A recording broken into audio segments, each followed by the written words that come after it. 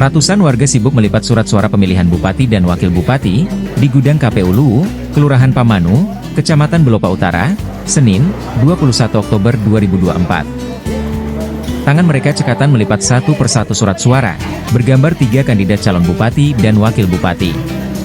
Dari pantauan tribunluwu.com, para warga yang melakukan sortir dan lipat surat suara didominasi emak-emak dan para remaja. Kasubag Keuangan, Umum dan Logistik KPU Luwu, Yudhistira Muin mengaku, jumlah logistik surat suara yang tiba sebanyak 140 koli atau dus. Setiap dusnya, sambung Yudhistira, berisi 2000 lembar surat suara. Jadi surat suara ini terdiri dari 3 jenis. Untuk khusus yang sudah tiba ini adalah surat suara untuk pemilihan bupati. Yang pertama adalah surat suara sejumlah DPP sebanyak 270.044 lembar, 270.044 lembar.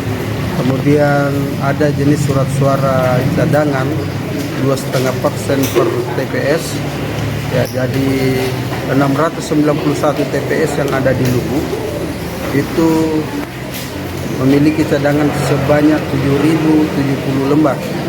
Kemudian yang jenis ketiga adalah surat suara untuk PSU, itu sebanyak 2.000 lembar. Jadi total yang ada yang tiba pada tanggal 19 malam itu sejumlah 140 koli.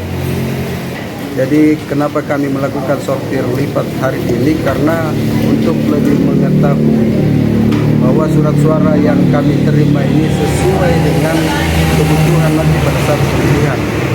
Ini kami menggunakan tenaga sortir, hitung dan lipat itu sebanyak 134 orang.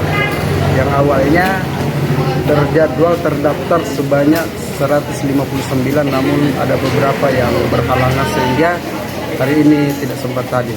Ini rencana kami kalau sesuai jadwal hingga tanggal 23 atau selama 3 hari.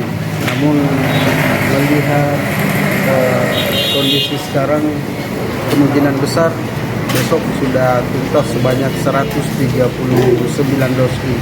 Kalau upah kami masih menunggu petunjuk teknis yang mengatur tentang besaran pembayaran upah per lembarnya. Download Tribun X sekarang, menghadirkan lokal menjadi Indonesia.